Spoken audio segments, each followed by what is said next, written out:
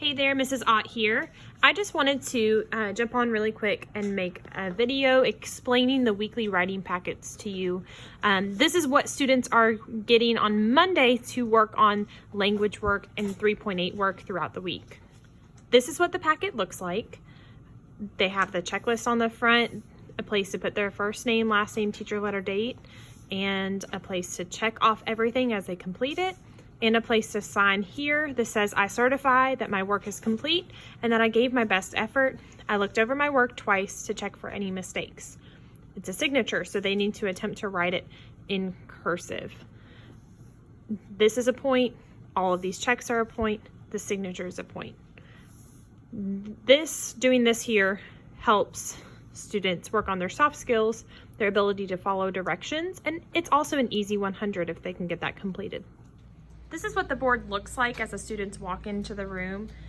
They first are working on their journal prompts in their journals, and then after they get finished with their journal prompts, they are able to get a copy of their weekly packets and begin working on those. Students are given about 20 minutes each day to work on this in class. This ensures that students should not have homework to take home with them, but rather they're working in groups here, they're asking me questions, and this also allows us to work on other things like poetry and creative writing. Further page, you will see the Mountain Language Worksheet and the Mountain Language Board. Now this is last week, so I'm going to review the first 3 questions from last week's Mountain Language, hopefully to help you with this week's questions. So this is the Mountain Language Worksheet. This looks the same each time. This does not change. What does change is the Mountain Language Board. This is last week's board. So I'm going to go over the first 3 with you today and break down how I use the points and how I score it. So the first point that's available to all students is the point for their first name, last name, teacher, letter, date up at the top. It's an easy point. It reduces the amount of points that each question is worth, which can hopefully bring their grade up a little bit. So number 1, we have, is the noun a common noun or a proper noun? If it is a proper noun, write it correctly. So we have the word Titanic on the board for number 1. So we have to think, okay, is the word Titanic a proper or a common noun? And we know that Titanic is a proper noun, so we are going to circle that. Oh, don't want to forget my name. First name, last name, teacher letter, date. And another part of Mountain Language is to really make sure that we're reading directions carefully. So that next part says, if it is a proper noun, write it correctly. So when we see Titanic on the board like this, and we know that it's a proper noun, we know proper nouns need to be capitalized.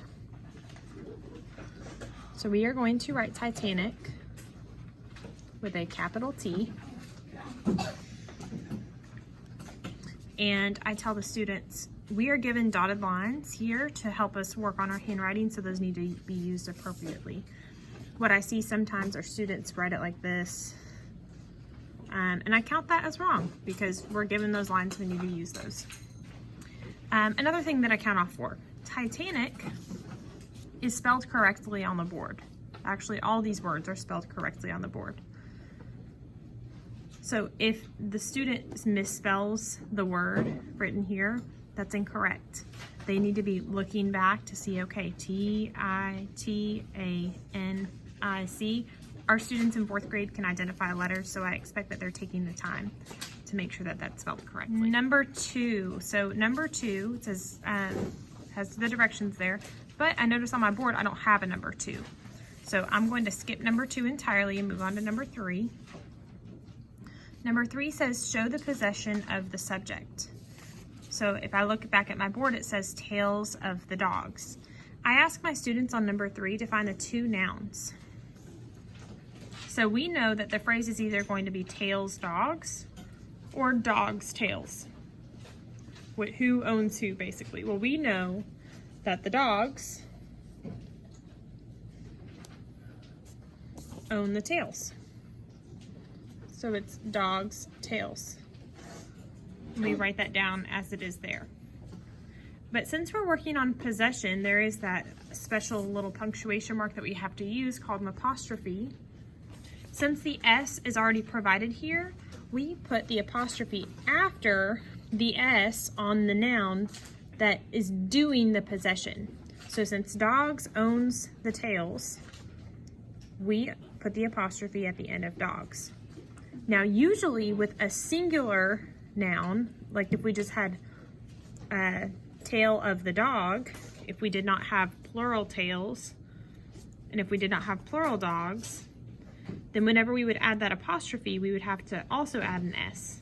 So it would be the dog's tail. But since we already have that S, that apostrophe just goes on the end there. The next part of this says write a sentence showing the possession of the subject. And all that really means is that we're taking this phrase here, dog's tails, and we're using it in a sentence. But before we use it in a sentence, let me go over some of the mountain language rules with you. In our classroom, you can find this mountain language board, Steps for Success, and these are the steps that the students follow to ensure that they are giving their best effort, that they are correcting any mistakes that they most likely make, because we are all guilty of them. So let's just read over these really quick. Number 1, read the directions carefully. Sometimes students miss directions. They're not paying attention to the directions. They want to hurry and get their work done. We want to make sure that we break that habit of rushing through things, and we want to make sure that whatever we're doing, that it's quality work. Number 2 says read your answer twice. I used this skill whenever I took any big exams in college and in high school. You pretend like you have never seen the question before, and you do it over again and see if you get the same answer twice. If you get the same answer twice, when you're really doing it twice, then you probably really know it, or you probably really don't know it. So that's your most authentic answer that you're giving. Number 3, these are things to check for. So you're checking for capitalization, punctuation, and spelling. As 4th grade students, it is expected that whenever we are going back and editing, we are checking for capital letters at the beginning of our sentences and punctuation marks at the end of our sentences. Also, C is spelling. I don't expect every word to be spelled correctly, but I do expect for students to go back and double check that they have spelled words that are provided to them, like number 1 where it had Titanic, and we went back and we checked that we spelled it correctly, even though we're not technically working on spelling as a skill. Number 4 says do not start with I, and actually number 5 says lowercase i's are illegal, and so we've kind of joined those two to say i's on mountain language are illegal. They're not allowed on that paper. We used I from the time that we can talk, really. We're talking about ourselves. This is so that way students are becoming more creative in their writing. They can use their own name, they can use someone else's name, and just really trying to get away from the simplistic writing that we have been doing. Number 6 says no question sentences. What I see a lot of with writing sentences on mountain language is if a student doesn't know a word and they're asked to use it in a sentence, they'll say, what does semi-refined mean? And they won't actually use it in a sentence, and therefore they're not actually gaining any knowledge about the word. So that's why we have the rule number 6. The last rule that I have is, that I have not added yet, we just added this today, is this rule of we are not allowed to use these verbs: is, was, were, are, and am. These are low-level verbs. These are be verbs that we, again, just like the word I, we've used from the time that we can talk. I am hungry. I am tired.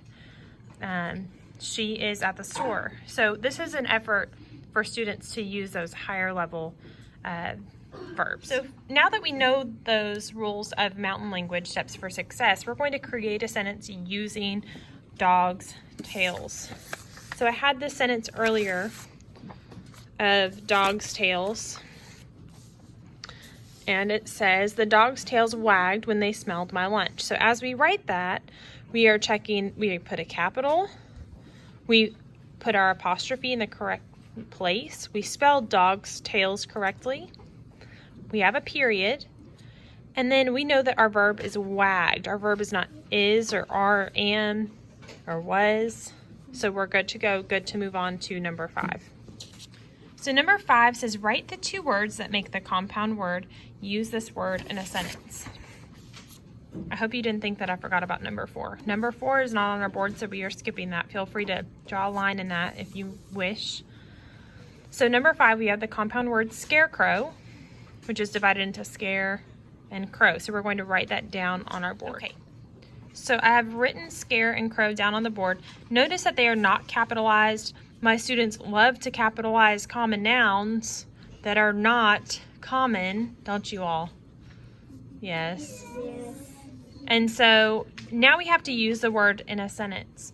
The word scarecrow, remember we cannot use I, cannot use is, was, were, are, am. So the sentence that someone used here, they said, while I was in the field, the scarecrow terrified me. And we know from our steps for success that that is not an okay sentence because they used I. So what I asked the student to do was to replace I with either their name or someone else's name. So the sentence then looked like this. While I'm going to use my own name, Emily was in the field, the scarecrow